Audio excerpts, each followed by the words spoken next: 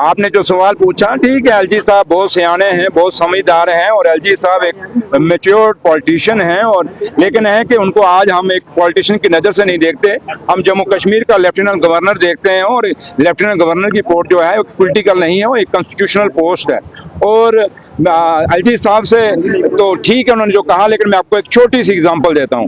आपके सामने इस दरिया के ऊपर deputy chief minister Jammu Kashmir का खड़ा है। क्या आपको एसएसपी दिख रहा है?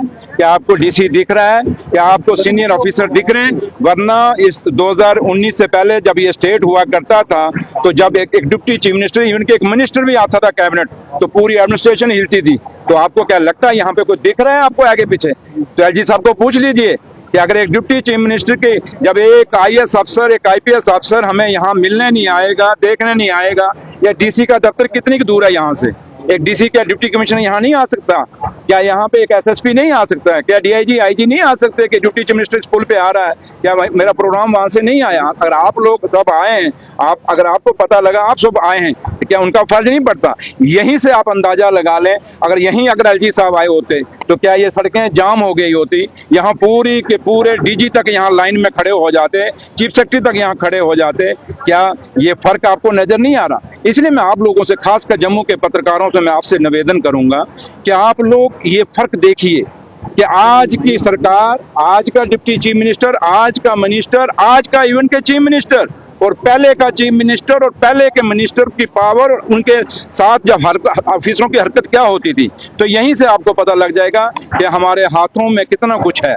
ठीक है, बीजेपी जो मर्जी बोले, एलजी साहब जो मर्जी बोले, आज़ाद मुल्क है, ये आज़ादी हमें बोलने की हमारे आइन ने दी, बाबा साहब भीमराव अम्बेडकर साहब ने दी हुई है, हम बोलते हैं। लेकिन सच्चाई ये है कि अगर इस नाले के ऊपर, इस तवी के ऊपर, इस मां सूर्यापुत्री के किनारे अगर डिप्टी चीफ मिनिस्टर खड़ा है, तो आप खुद अपने तरफ जब ये चलाएंगे अपनी न्यूज, तो कम से कम बीच में ये भी जिक्र करें, क्वेश्चन मार्क एडमिनिस्ट्रेशन को करें कि जब डिप्टी चीफ मिनिस्टर आता है तो क्यों डीसी गायब हो जाता है, क्यों एसएसपी गायब हो जाता है, क्यों डीआईजी गायब हो जाता है, क्यों डिबकॉम गायब हो जाता है, क्यों सारी एडमिनिस्ट्रेशन गायब हो जाती है। ये मैं आपको आज मैं हूं इस पोस्ट पे, कल कोई और होगा, क्या पता मुकद्दर का आम में से कोई हो जाए, क्योंकि पत्रकारिता में से बड़े लोग लीडर बने। तो इसलिए मैं आपसे एक बार, जब मैं बना हूं तो मैंने एक गांव से उठ के यहाँ तक पहुंचा हूं, कभी नहीं सोचा मैं इस मुकाम तक पहुंचूंगा।